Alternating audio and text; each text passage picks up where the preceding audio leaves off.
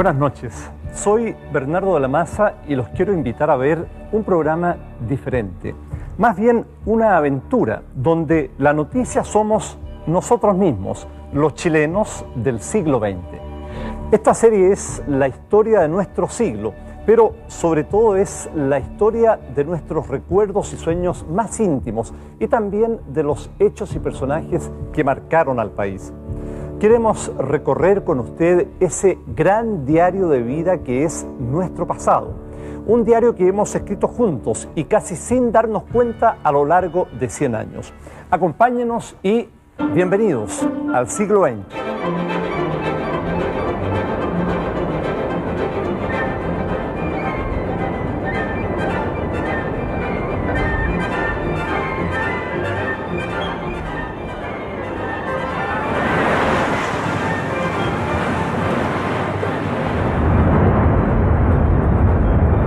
Recorrimos Chile y en cada rincón encontramos hombres y mujeres que han visto desfilar ante sus ojos este siglo que se va. Chilenos que hoy nos hablan. No es un siglo vulgar, no es un siglo mediocre, es un siglo de una vivacidad tanta como para que el hombre haya saltado a las estrellas. Niñita, tu guaguita. Porque yo conocí el primer avión, las primeras bicicletas. La vitrola esa que se les daba cuerda con la mano, ¿no? Unos tranvías que eran tirados por caballos también. Yo le dije, no tiene caballo, no, me dijo, tiene caballos de fuerza. Cantaba Gardel como si estuviese en el living o en el hall de nuestra casa. El año 62 fue la primera televisión. No, niñito, eso se llaman aviones. Y me arrodillé porque estaba el Papa dándola, bendiciendo. Y nos arrodillamos con mi amiga porque no tuvimos otra cosa que hacer. Abrimos el baúl de los recuerdos de los chilenos, encontrando cientos de fotografías, archivos familiares y las más antiguas imágenes de cine nunca antes vistas en la televisión.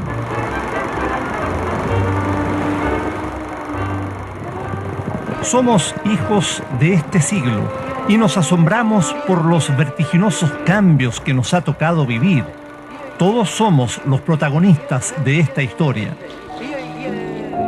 Yo nací en Santiago El 12 de agosto del 900. En un lugarcito que le decían Buil, que pertenece a la provincia de Yanquihue. Pero para adentro. En otro lado aquellos cerros. En nuestro siglo se unen quienes vieron con sus ojos el lejano año nuevo del 1900 y también aquellos que acaban de nacer y vivirán en el próximo milenio. Yo no soy retrógrado. Mi idea es que el mundo siga avanzando. Siga avanzando. Muy cambiado los tiempos de antes. Era otro país, era otra ciudad. A mí me gusta la vida de ahora. Ahora no se vive como antes. Se vive mejor. Aunque muchos digan que no. Se comerá menos, pero se vive mejor. Se vive mejor.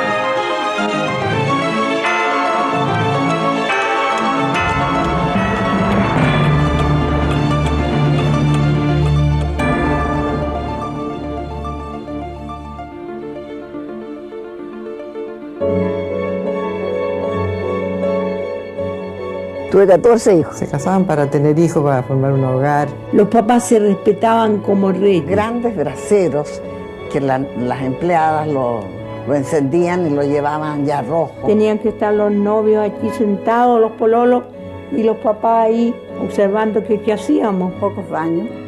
Era un lujo el baño. En esos años estaban los baños siempre al último. Y ahí teníamos en esa casa, mi padre nos hizo una tina grande como piscina. La famosa cazuela carbonada o albóndiga. y después el plato de fondo. Y las despensas en general, que estaban llenas de sacos de porotos, de grandes cantidades de cosas. ¿Y qué había que hacer? Leer, leer, leer, Bueno, al leer. menos cuando éramos chicas no se habló nunca de sexo, ni nadie sabía lo que le iba a pasarle el día de mañana. Todos los niños venían de París.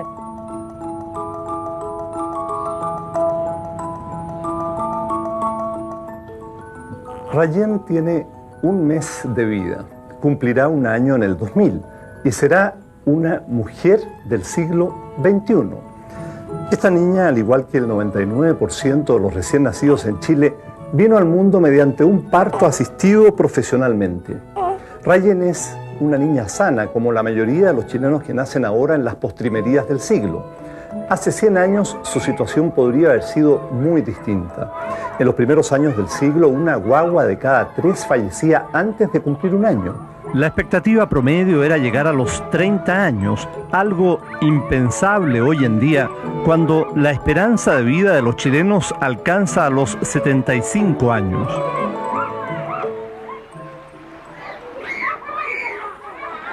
No es que ahora no existan dificultades, los niños se enferman y la gente se muere, pero a principios de siglo nacer era realmente difícil y morir muy fácil.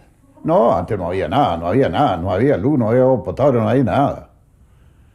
Incluso no había matrona, no había practicante, ni doctora, ni enfermero, nada. Las madres tenían sus hijos y la vecina iba a ir a atenderla. Habían viejitas médicas que la iban a buscar lejísimo y a caballo. Se demoraba hasta 2 días para hacer un parto, por ejemplo. En el 1900 no existen los antibióticos y en los hospitales no hay maternidades. Los chilenos de entonces llegamos al mundo en casa. Angelina Orellana es la mayor de 16 hermanos y a uno de ellos lo ve nacer. Ya todavía no estaba muy grande, yo me acuerdo. Me asomo por la ventana y veo que está mi mamá hincada, quejándose, y tenían un cuero tendido y una sábana, y había un cordel, el lazo que tenía mi papá, lo tiraban arriba de la viga. Y cuando después sentíamos un llanto como gato, y todos asustados. Decían que mi abuelita decía que los días sacaban unas lagunas que habían cerca de la casa, como de aquí allá lejos, como al otro lado. En 1900, la mayoría de los chilenos no sabe leer ni escribir. Más de la mitad de la población vive en el campo y muchos no han salido nunca de los límites del fundo en que trabajan. No, señorita, yo creía que Chile se trataba un pueblo y que era todo eso un país, Chile nomás. Pero después que ya me vine a Chillán, ya estuve más grande, ya ahí conocí que ya muchas ciudades, muchos nombres, no era nada, Chile nomás. Ahora más tirábamos por caminos malos, pésimos, malos, pues no como ahora que se arregla caminos, antes no sé, nadie lo conocía de arreglar caminos, las lagunas inmensas, barros, sí, pobres chiquillos, ¿quién conocía zapatos? No, señor, tuvo patita pelada nomás. No fui al colegio porque no había un colegio. Después de grande aprendí a hacer mi nombre. Porque me exigían en el banco, hacía cambiar cheques, tenía que andar buscando una persona que me firmara y cualquiera no lo hace. En el campo, los niños crecen ayudando a sus padres en las tareas que manda el patrón. Generación tras generación, cada familia conserva su papel. Unos son patrones, otros inquilinos. Los patrones uno no conversaba nunca con ellos. Y a veces ni los veía nada. Los patrones eran un legal, muy buenos. Los patrones le dan regalía al obrero. A ellos no les importaba la enfermedad de uno, ni una cosa, ni la pobreza. Le dan 3, 4 vacas, etcétera. Puede sembrar trigo, chacra, oveja, chancho. Todos muy contentos, todos trabajando, todos a pesar de que muchas veces no tenían ni qué comer. Lo que al parecer nunca falta es algo que tomar. El alcoholismo ya es un vicio extendido y en la fiesta de la vendimia, ricos y pobres se juntan al calor de una generosa damajuana, aunque en ese entonces se celebra con mostos de muy dudosa calidad.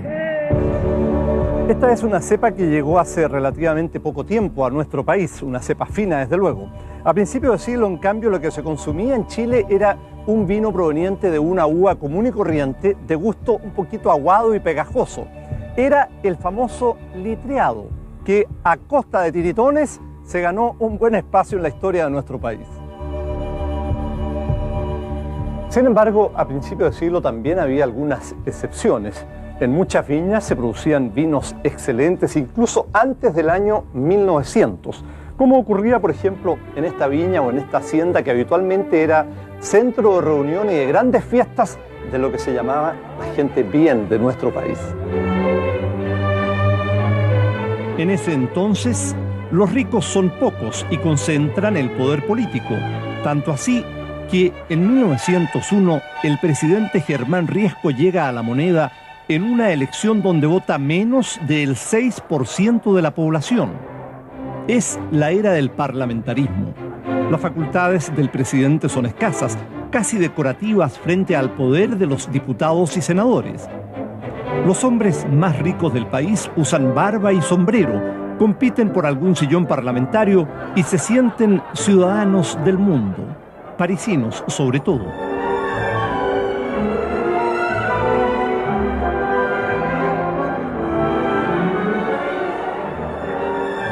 Mi papá trabajó en Iquique, tenía salitrera, tenía muchos negocios, hizo fortuna, se casó con mi madre, se fue a Europa y ahí se quedaron.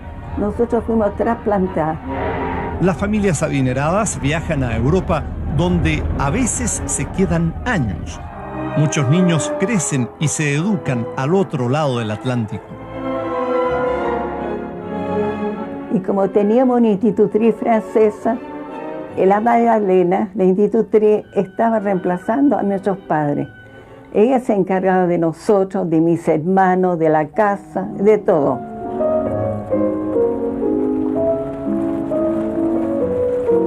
En Chile, como en Europa, una buena institutriz es símbolo de estatus y el número de sirvientes también indica la prosperidad de la familia. Pero había muchos empleados, a pesar de que mi casa no era de fortuna, ni cosa parecía, pero lo natural que hubiera una cocinera. Una para el piso de abajo, una para el comedor. La mamá mía, se llama Trinidad, era de San Felipe. Llegó a la casa 2 días antes que yo naciera, contratada especialmente para que me cuidara. Y la nana estuvo sirviéndonos más de 60 años. Y la enterramos con un entierro de lujo, porque ella quería un entierro de lujo con misa. Y está en el mausoleo de mi padre, que es de mármol blanco. Están enterrados mi padre, mi madre y la nana.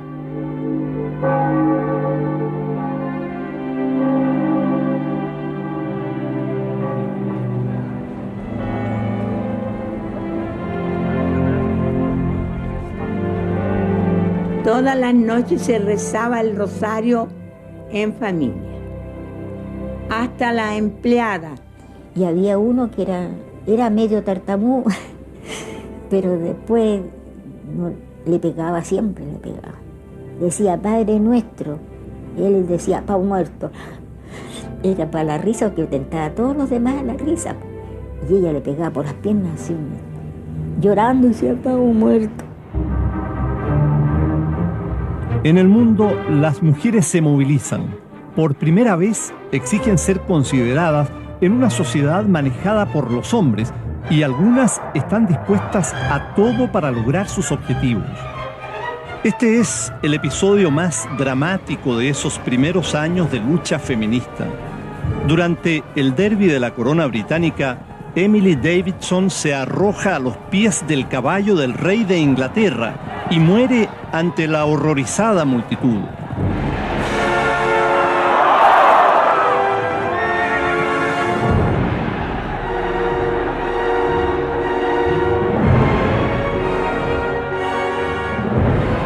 Su protesta da la vuelta al mundo y llega a Chile, pero aquí nada cambia.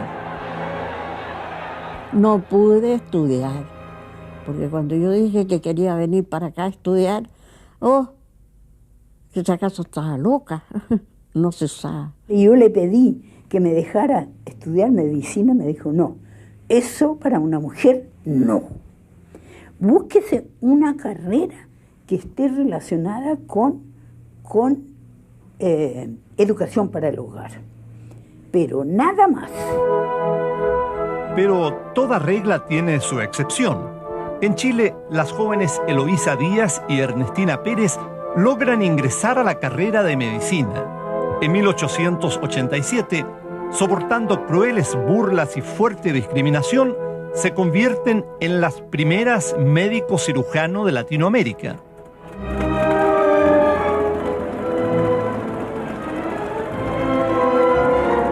Lejos de nuestro país, a más de 11.600 kilómetros de distancia, se inaugura en 1900 la Gran Exposición Universal de París. Más de 50 millones de asombrados visitantes ven por primera vez la luz eléctrica, el recién inaugurado sistema de metro subterráneo y los nuevos usos de un invento llamado cine.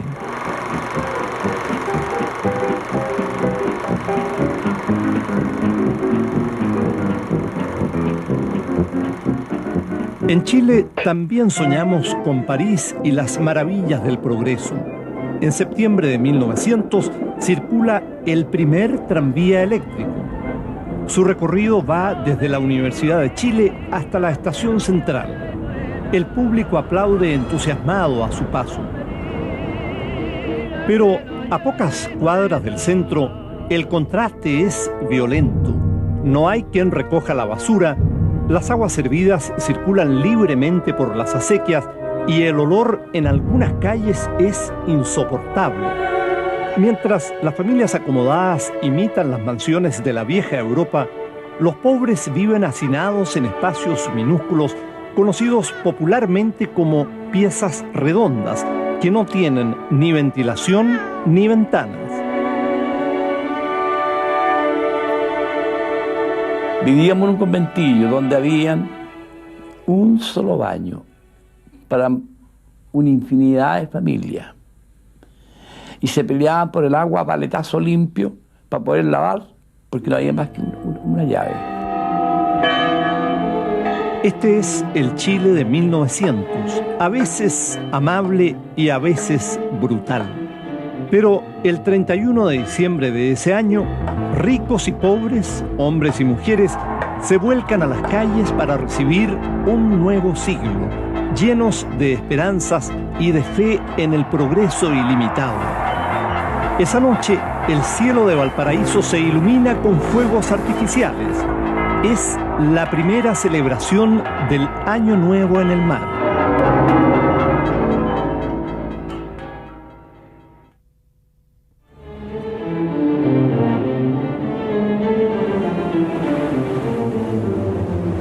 Por estas turbulentas aguas navegan los barcos que a principios de siglo se dirigen al puerto más importante del Pacífico Sur, Valparaíso.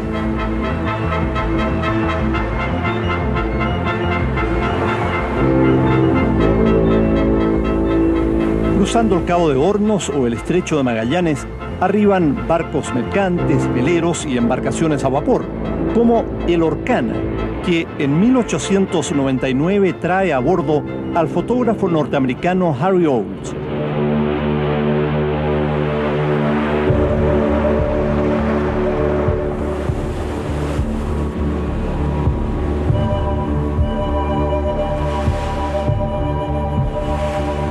¿Cómo era el Valparaíso que Olds encontró a su llegada? Eso hasta hace muy poco era absolutamente imposible de saber. Sus imágenes quedaron guardadas en algún baúl de los recuerdos o perdidas en el tiempo, hasta que, sorpresivamente, en 1996, un coleccionista las encontró en Buenos Aires. Se trata de un tesoro fantástico de 40 negativos que nos muestran cómo era esta ciudad, hasta que fue destruida en el terremoto de 1906. El Valparaíso que conoce Olds tiene 200.000 habitantes y es el centro financiero de Chile. Los principales bancos tienen sus casas matrices en esta ciudad. El puerto también tiene la primera bolsa de comercio del país y una línea telefónica internacional.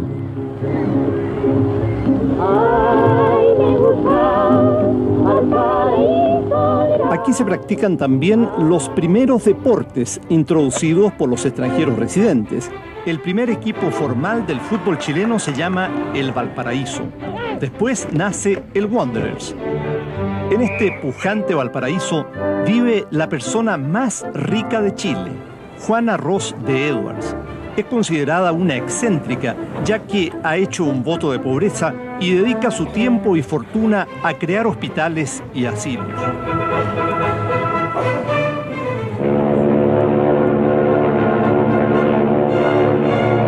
Querido padre, la bahía está siempre llena de cientos de naves de todos tipos y desde mi ventana tengo una gran vista al puerto. Las principales casas comerciales aquí están en manos de ingleses y alemanes.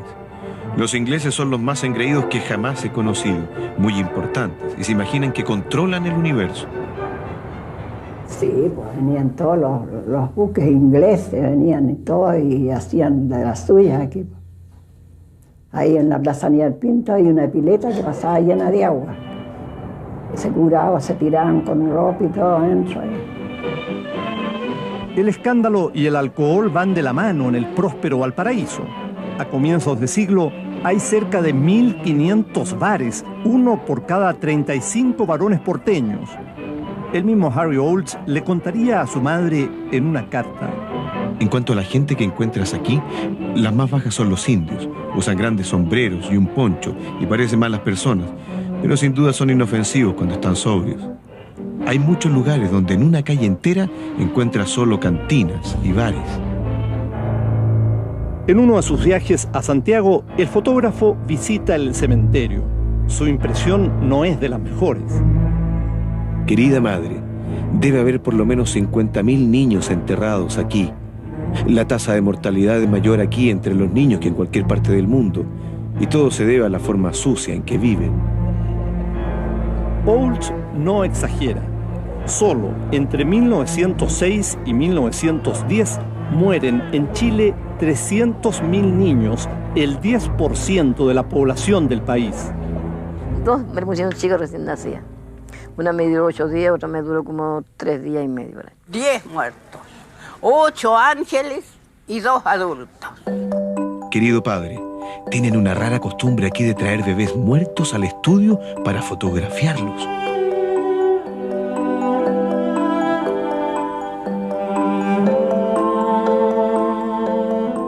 El velorio, según si era chiquitito, lo sentaban, le ponían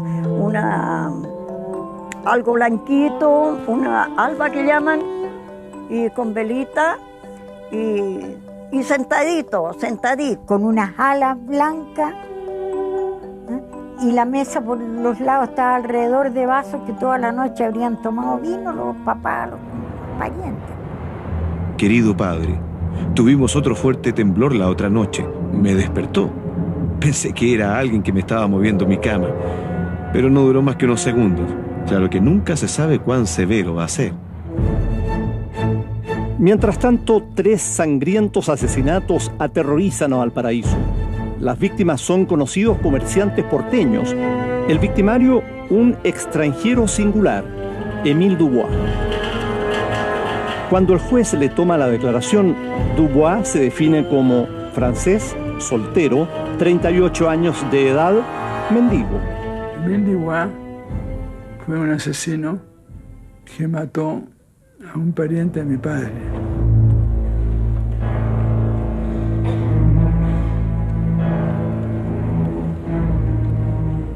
El juicio a Dubois acapara los titulares y nadie toma en cuenta una pequeña nota que aparece el lunes 6 de agosto de 1906.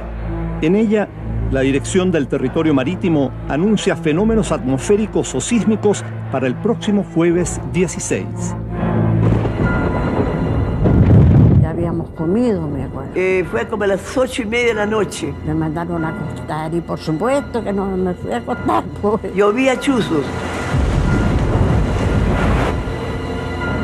Teníamos un tío que vivía con nosotros y llegó de la calle y le decía, es terremoto, es terremoto.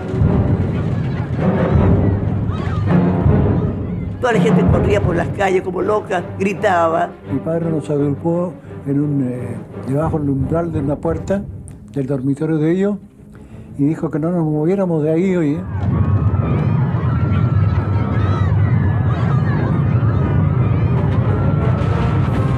Los largos 4 minutos que dura el terremoto hacen cundir el pánico y los presos de la cárcel se amotinan. Émile Dubois, el peligroso criminal, se pone a la cabeza de los sublevados. Solo la rápida reacción de los gendarmes impide una fuga masiva. Nos quedamos ahí hasta que terminó, en el suelo, sí. Nadie podía quedarse parada. Con el primer remesón, el frente de la casa cayó sobre la vereda. En la construcción de ladrillo, no habríamos quedado ninguno de nosotros vivos. Si no, habría muerto, porque la pared que cayó fue la que estaba en la cama mía. El terremoto remece desde Tacna hasta Ancud, pero es Valparaíso el epicentro del horror. Esa noche, más de 20.000 personas quedan heridas y 2.332 pierden la vida. Como el alumbrado era a gas, vino el terremoto, se reventaban las cañerías. Empezó luego los incendios, se quemaba todo Valparaíso. Y esa cuestión de que estaba tendido en el suelo, acostado, mirando el cerro y viendo los incendios, lo recuerdo perfectamente bien. Entonces a mí me afectó, porque yo quedé enferma después de eso. Dicen que en la noche que veía siempre, tenía como pesadilla y siempre era con incendio. Durante 24 horas, Valparaíso permanece aislado y el resto del país ignora la magnitud de la catástrofe. Los aterrados porteños, empapados por la lluvia, lo han perdido todo y deambulan por las calles. Pronto empieza el pillaje. Entre los escombros, los desalmados despojan a las víctimas. Algunos les cortan los dedos a los cadáveres para apoderarse de sus joyas. El capitán de navío Luis Gómez Carreño se hace cargo de la situación, decreta el toque de queda y restablece el orden a sangre y fuego. Y fue de una severidad terrible. Aquel individuo que encontraba robando lo mataba ahí mismo. Pero ya habían robado mucho ya por ahí. Las personas que quedaban en la calle y botadas. Fue terrible.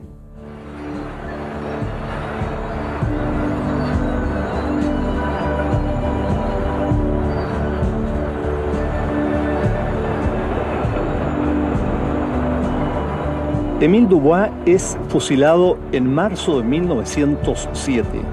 Aunque sus restos fueron lanzados a una fosa común, hasta hoy su animita es visitada por cientos de devotos en el cementerio 3 de Playa Ancha. Harry Olds se entera del terremoto mientras está en Buenos Aires. Nunca vuelve a Chile. Hace un siglo, el norte albergó a los trabajadores del salitre.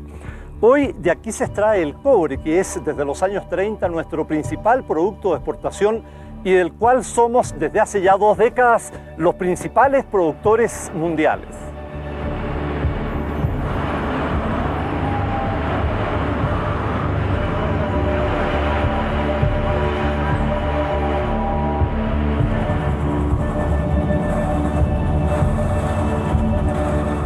En el año 1900, la mayoría de los chilenos vivía y trabajaba en los campos, a pesar de que la gran riqueza del país estaba en el norte, con el salitre.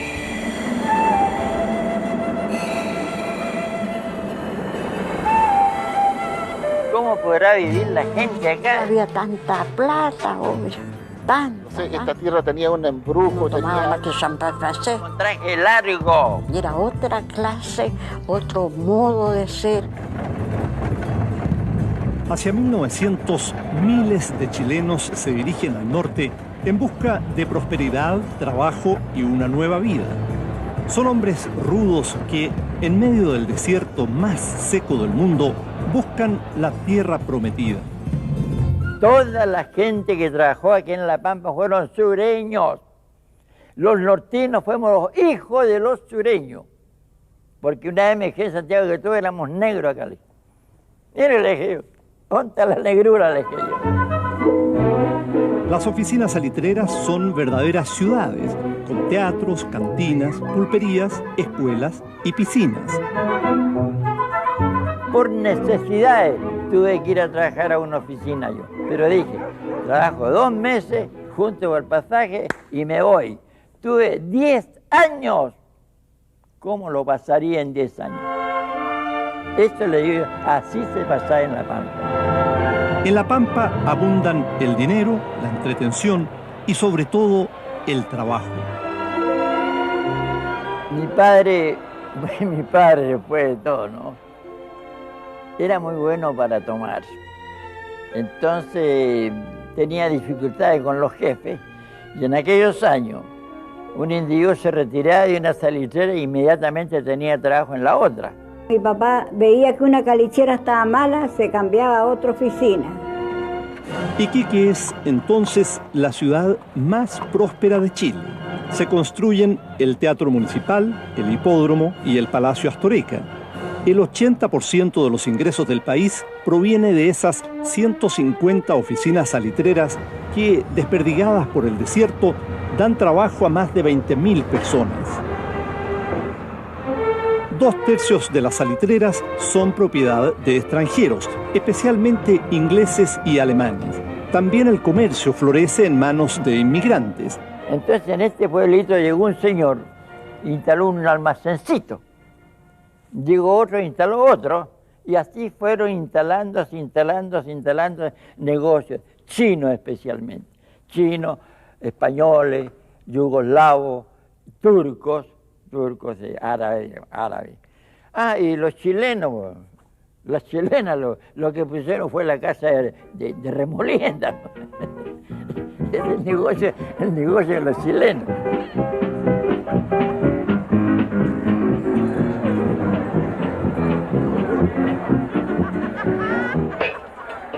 Bueno, bailaban, tomaban y después lo que continúa. El rotito llegaba ahí con su sueldo y salía peladito, traía. Bonita fiesta. Entonces yo tenía traje de baile o traje de lavar. Nada. El tipo tenía que ir de terno negro. Se usaba mucho el cuello duro, los puños duros. Y el roto juntaba plata, se compraba cadenas de oro, se vendían mucho las libras esterlinas y un reloj grandote que se llamaba Walton. Hasta yo tuve uno. Mucho trago. Y trago importado, rico. Si no, no tomaba más que champán francés. Pero no todo es color de rosa. María Garham era la esposa de un médico de la oficina Schloman y recuerda las barreras que separaban a unos y otros. Ese era el gerente, tenía su casa, regia, el mejor era la de él, todo lo mejor era lo de él. Las casas antes eran de puras calaminas, mi hija, no había piso. Eran pisos de tierra, no tenían luz eléctrica, no tenían alcantarillado. Eran una rancha nomás. Eran corridas de casa como de 30 a 35, corridas de casa de madera. Y lo que hacía el de la primera, lo escuchaba a veces hasta el de la quinta o hasta el de la sexta. En el Chile del 900, los domingos son días laborales. No hay contratos de trabajo ni seguridad social. En La Pampa se trabaja entre 12 y 16 horas diarias y a los obreros se les paga con fichas que solo sirven para comprar en las pulperías de las mismas oficinas salitreras. Cada oficina tenía fichas de bronce, de cobre, de hueso, hasta de cartón. Yo recibí fichas de cartón. Un día me pegó mi abuelo porque le eché las fichas al agua y se hicieron. Es duro. Esa gente al rayo del sol, ahí sacando el salitre.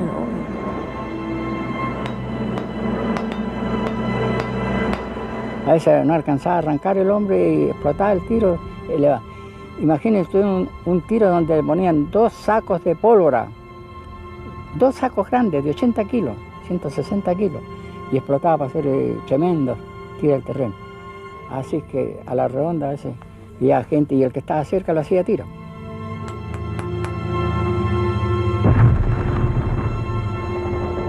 Murieron y nada más. Nadie supo más de él, ni nadie respondió por la muerte de ese. Mientras en Chile los obreros del salitre trabajan casi sin resguardo, en Estados Unidos y Europa hay vientos de cambio. Buscando mejores condiciones laborales, los trabajadores se afilian a los sindicatos y cunden las protestas. En Francia, los trabajadores del ferrocarril realizan una gigantesca huelga que obliga al gobierno a decretar la ley marcial.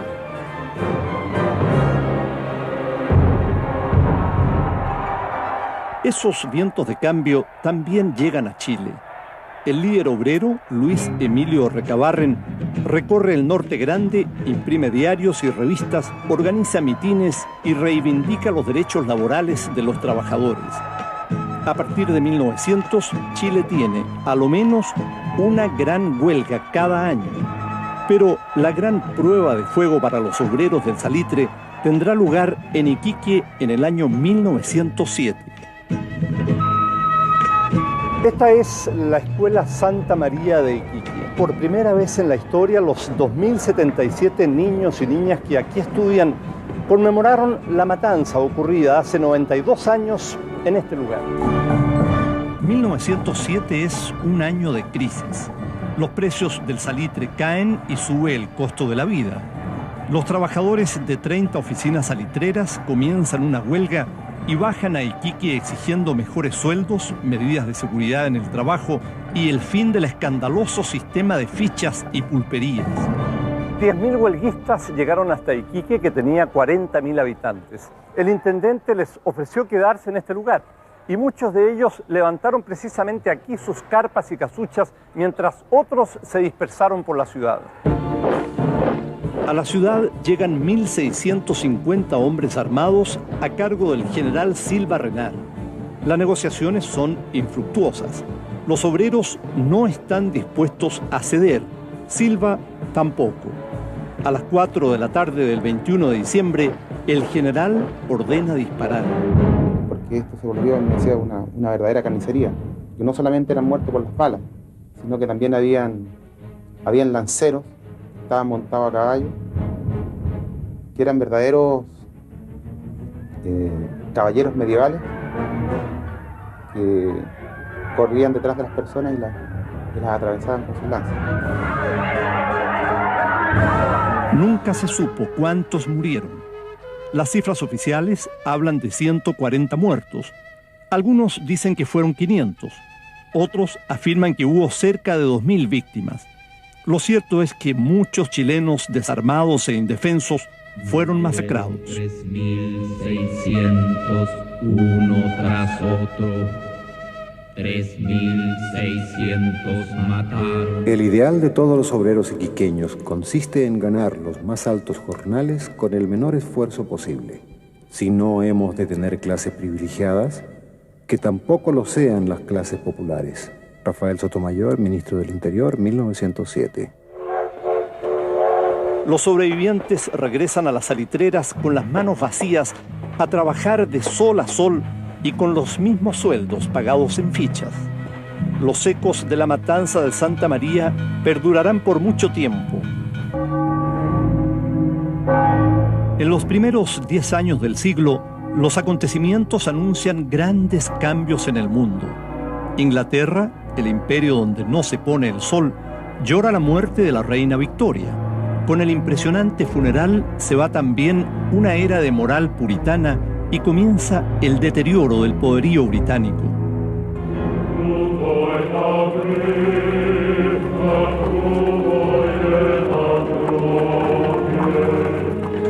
En 1905, miles de trabajadores rusos se rebelan contra el zar Nicolás II exigiendo mejoras sociales. Es el primer golpe al poder absoluto que rige a la Rusia imperial. 12 años más tarde, el zar y su familia serán fusilados y se instalará un régimen comunista en el poder. En Alemania, el imperio encabezado por el Kaiser Guillermo II se transforma en una potencia mundial y busca arrebatarle el predominio a Inglaterra.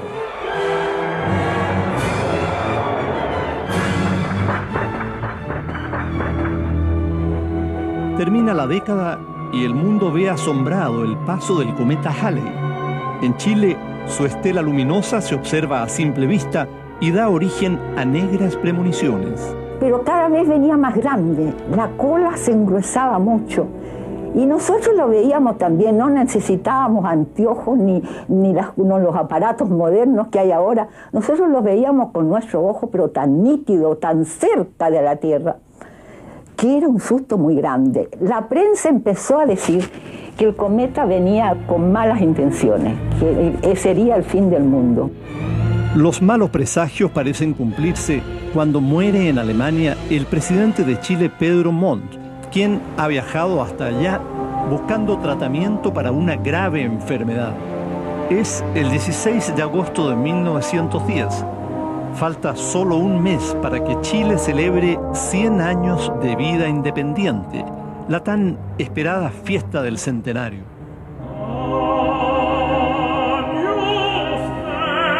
Después de un largo viaje, sus restos llegan a Valparaíso.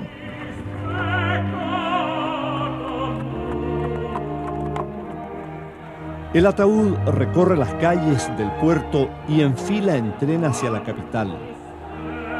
En el trayecto, los acongojados lugareños salen al paso del cortejo. Limache, con sus huertos y sauces llorones, las floristas de Quillota, las dulceras de la Ligua y los infaltables chicheros de Quilicura despiden por última vez a Pedro Montt. En Santiago, el vicepresidente Elías Fernández encabeza el cortejo por la Alameda y arriba entre la multitud a la Catedral Metropolitana. Durante el entierro, Fernández se contagia un fatal resfrío. 10 días después, amanece muerto. Como una maldición del cometa, 2 mandatarios fallecen en menos de un mes y en vísperas de la fiesta más glamorosa del Chile republicano. Las comitivas extranjeras, en el mismo viaje, primero asisten al inesperado funeral del efímero jefe de Estado y después participan de la tan preparada celebración del centenario.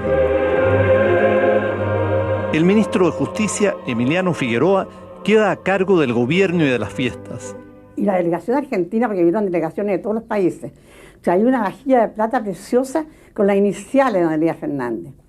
Y como le tocó a don Emiliano Figueroa, no hubo nada que cambiar. Le tocó las iniciales perfectas de la platería. Estamos en septiembre de 1910 y comienzan los festejos. En funciones de gala se recuerda la época de la colonia y las autoridades asisten al club hípico. Pero una inauguración espectacular concentra la curiosidad de los chilenos. Abre sus puertas la primera gran multitienda del país, Gatti Chávez. Era enorme y todo estaba muy de moda porque tenía de cuánto hay. En cada piso, el de abajo, me acuerdo, estaba la perfumería, vendían género, y en el subterráneo abarrotes, cosas de casa. Yo no sé si era más caro o más barato, pero la gente, por no perder la ocasión de estar en Gatti Chávez, iba. Ahí compraban, deben haberse hecho archimillonarios los dueños. La tradicional parada militar en el Parque Cousiño ese año resulta más impecable que de costumbre. La presiden los jefes de Estado de Chile y Argentina, que aplauden entusiasmados una novedosa presentación de gimnasia.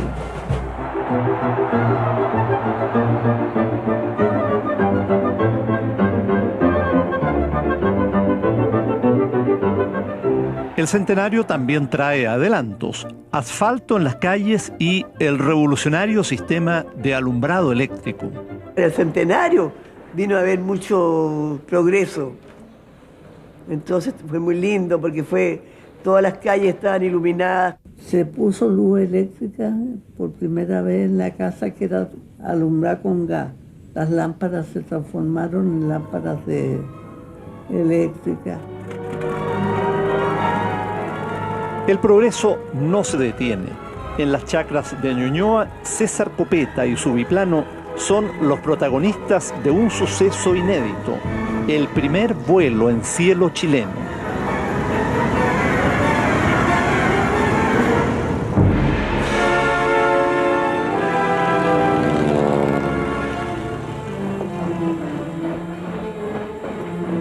Ese año también se inaugura el ferrocarril trasandino que nos conecta con Buenos Aires y desde ahí a Europa, poniendo fin a siglos de fatigosos viajes a caballo por los empinados pasos cordilleranos. Pero era el tren más lindo que he visto. Fíjate que los ventanales llegaban hasta abajo, así que uno iba viendo la cordillera y cómo los obreros sacaban con palas la nieve para que pasara el tren. Pero era precioso ese viaje.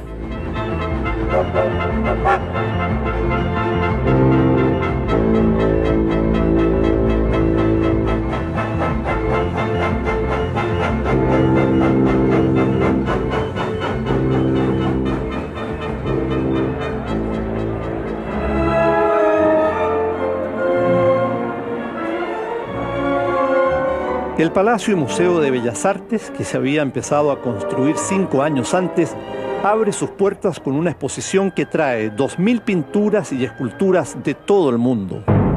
El Parque Forestal es herencia de estas fiestas, al igual que la Plaza Italia, que en 1910 marca el límite de la ciudad. A un costado se encuentra la estación de trenes Pirque. Más allá, hacia la cordillera, solo hay chacras y fundos donde se celebra el centenario con ponche en leche, cola de mono, champán o mistelas caseras. En esa época los chilenos pensábamos que había buenas razones para celebrar. Las instituciones de la República funcionaban bien y la economía estaba viviendo años de gran prosperidad.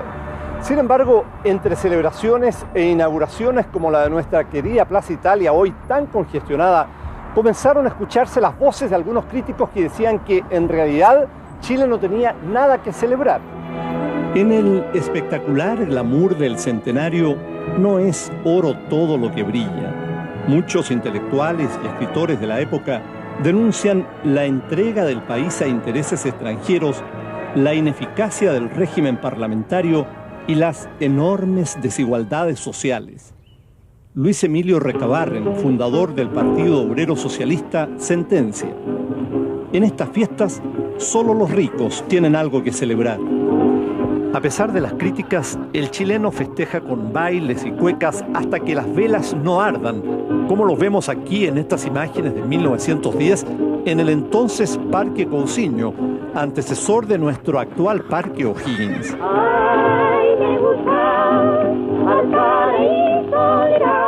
Nunca como entonces hubo tanta riqueza. Se construyen escuelas, caminos y kilómetros de vías férreas. Pero también tenemos graves problemas. Casi no hay industrias y tenemos poca capacidad empresarial. Las diferencias sociales son abismantes. Somos ricos con pies de barro.